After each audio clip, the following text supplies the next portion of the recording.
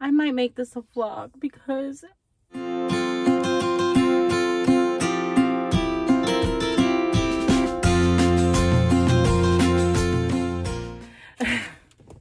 hi everybody, welcome back to my channel. Look, I went back to the Dollar Tree. I'm going to tell you something in full disclosure. This is a new thing on my channel. Unless it's split in two and you've got like two parts, I always post the Dollar Tree haul the night that I shop. But I already have DIYs for Valentine's Day that I want to get up and finished. So by the time you see this, I will put the date in the description like I always do. This is February 2nd. It is Super Bowl Sunday. It is dark out. I'm sure the Super Bowl is going on right now. I'm all in my feelings. I'm all by myself. So I decided to go out. Now, I know I have a problem. It is very obvious that to you guys and to me, I know for a fact that I have a problem. I have come from a whole long line of family members that have like an addictive personality. So this isn't new. But I also come from a long line of people who have outward dealings of inward feelings. Hey, I should put that on a t-shirt. Basically, whether it's alcohol or overeating, or in my case, now this particular moment, I'm dealing with the shopping, whether it's like depression or physical abuse or whatever the outward expression that they do is. Some people are just like addicted to the adrenaline of being successful. Like I was like that before my father passed away. So I'm going to say in the late aughts, when I realized that was a good chance we weren't going to have a baby. And I just was like, that's it. I'm in work and I'm focused on work and I'm going to be so successful. And that's what I was kind of addicted to. And I know that some addictions are healthier than others, but really no addiction is healthy. You have to deal with it. But, you know, some people are addicted to exercise. I was never gifted with that gene of being addicted to exercise, but probably because from having bad lungs when I was a child, I really just didn't enjoy cardiovascular workouts. Anyway, I feel like this is going to be a vlog instead of a Dollar Tree haul because I am rambling. But I was having some feelings today. Today is Super Bowl Sunday. My father passed away on Super Bowl Sunday 10 years ago. Now, Super Bowl Sunday 10 years ago, the day he passed was actually February 7th. So today is just the 2nd. But I am like, I often replay in my head the last few visits, the last few days of his life, our time together. And today is one of those days. I might make this a vlog because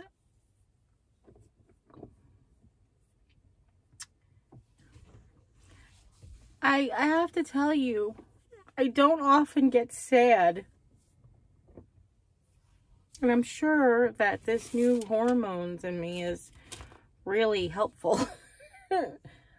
I don't often get sad when I think about them, my parents. Today just is hard. I realized this morning for the first time, you know, like one of those memes that I was today years old, that I realized that both of my parents died on a Sunday. It's bizarre, like, to me. I don't know why I never processed that before. It's just strange. So I went out and I used the very last of my Starbucks money. Don't send me any Starbucks money. I have 1 million points now, and not really 1 million. I have quite a few points to get free stuff because I'm earning them. Like I spent my gift cards wisely and earned a lot of points over the holidays. Anyway, or since the holidays. I think I mentioned this to you guys a long time before, but my I had a very unique, special relationship with my father. And I don't know that it's unique. I guess every relationship is unique, which was stupid for me to say. But when I was growing up, I feel like I didn't see him much. We didn't get to see him much. He almost felt to me like one of those, I didn't have rich uncles, but one of those people that you just see like on the weekends. My dad worked very hard. And he was a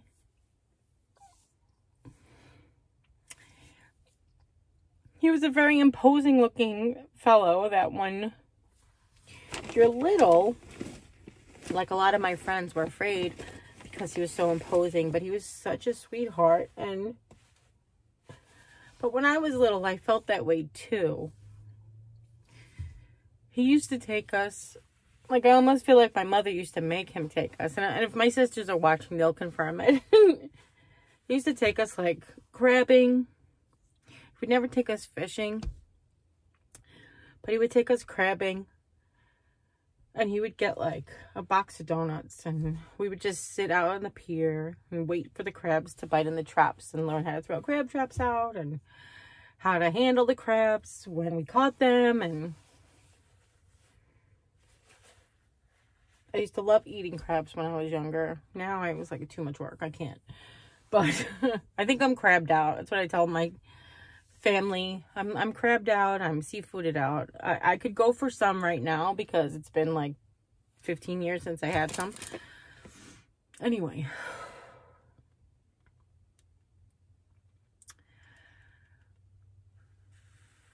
Sorry about that. No, I'm not. And he used to take us grocery shopping. So it was almost like shopping on Saturday, crabbing on Sunday, or crabbing on Saturday, and shopping on Sunday. I could tell a few cute stories about, like, how he would leave me for ransom. I mean, it was the 70s, so it was not like that. And we lived in a tiny town where we, like, knew everybody.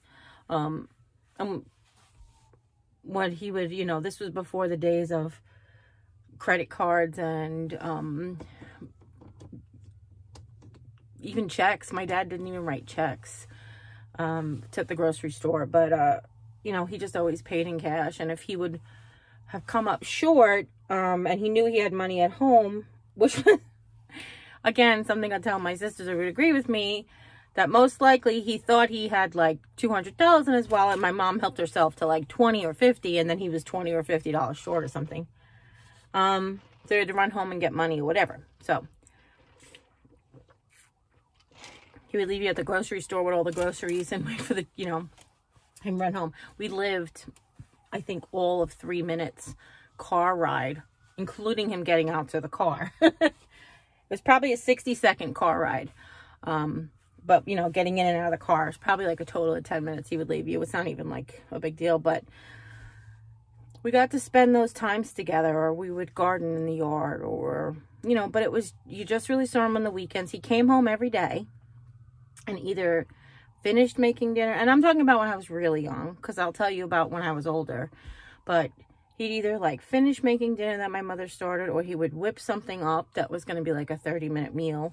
And then we would eat, and then he would sit in front of the TV, and he would always watch something adult. And when you're little, you're like, sometimes he'd watch something on PBS, and I was just fascinated. But, then he would fall asleep in the chair because he worked so hard. And then he would go to bed, and you'd have to be quiet. Just like dad stuff, And my dad was born in 1938, so, it's different times. But anyhow. Then when we got older and we were learning how to cook, we would start dinner, and he would, you talk to him on the phone, and my mom would call him if we weren't doing our chores, and he would, I hate to use curse words on here, and I guess you're allowed to say this on television now, so I could say it here, but he used to get on the phone with us, and he goes, when I come home, I want to see nothing but asses and elbows, which was basically like you getting on the floor and scrubbing. That was just the term we used. But as we got older, my sisters had, my oldest two siblings both graduated from high school. The next two siblings both dropped out of high school. And I was kind of like stuck, and they were like, I don't want to say they were in pairs. My brother was the oldest. My brother is 10 years older than me, and he like lived his life pretty much before my life started almost. And then my sisters were a year apart from each other, and they were together. And then I was like 3 years after. I was 3, 4, and 5 years younger than them. So I kind of felt like I was on my own. My cousins lived with us till we were 7. But then after they left, and they were also 3 and 4 years older than me. But after they left, it was really like, you know, I kind of felt like I was on my own or whatever. So when he would ask you to start dinner, then, you know, that's how you learn how to cook. And of course, if you'd mess up, he would be like upset, disappointed, but really like roll with the punches a little bit too. And I guess it would depend on the season of life that we were in, because, you know, sometimes if you forgot to take the innards out of the chicken before you put it in the oven, then we all had to wait like till the innards came out and then the chicken cooked properly. If we didn't have any money. But if we did have money, he would just like let the chicken cook. Maybe we'll order a pizza, whatever, like depending on the season of life that we were in.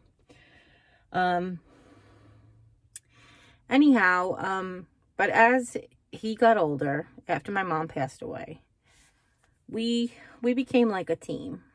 We did.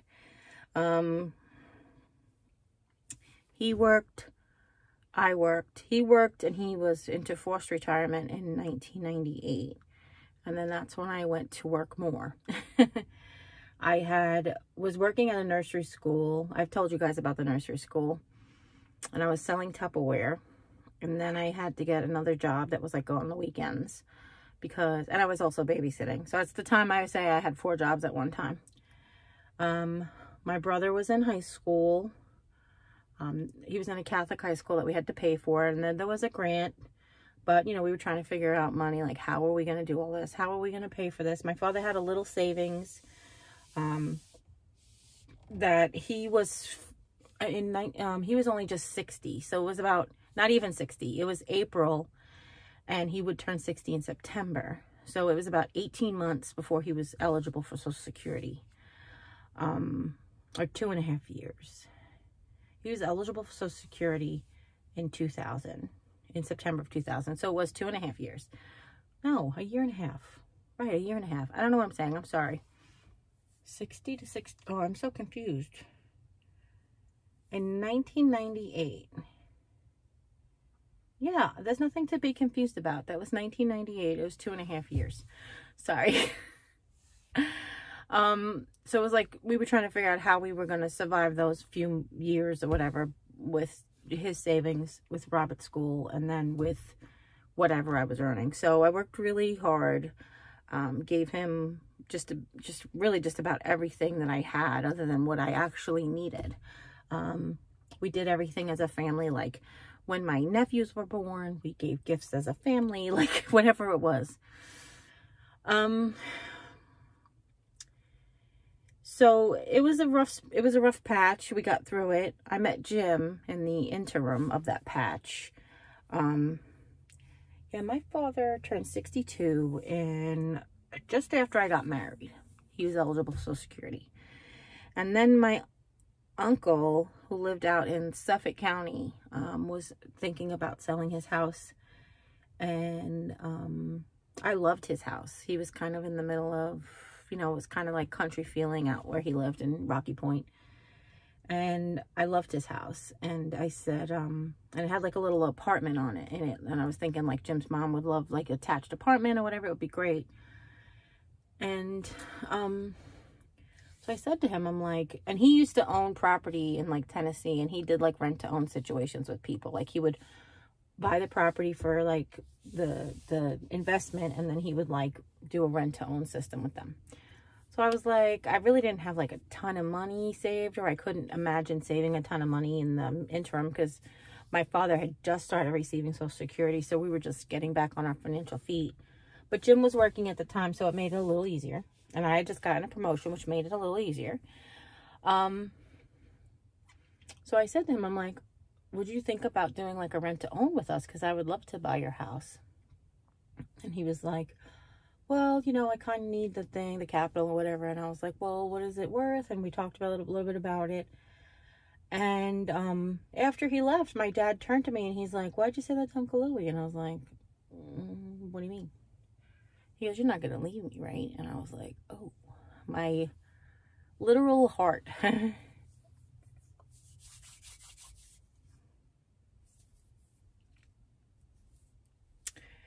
fell out of the bottom of my stomach because my brother just went off to college in upstate New York. And I selfishly really didn't consider what my dad was going to be by himself. Like, I didn't consider that, and that was hard. But I also never considered that my father would want me to, like, be living with him forever either. Like, I thought he wanted his children to go out and be successful and own homes and have kids of their own. So,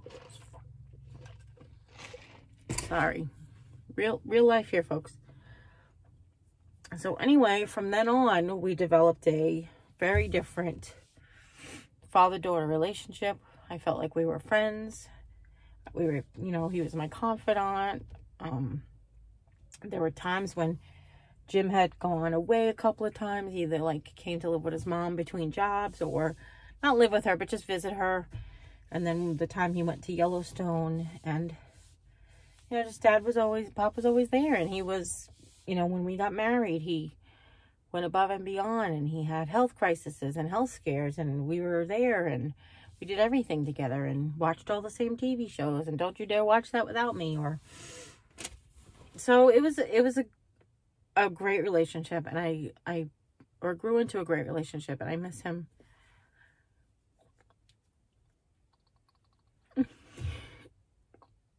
Usually not with sadness. It's usually with fondness.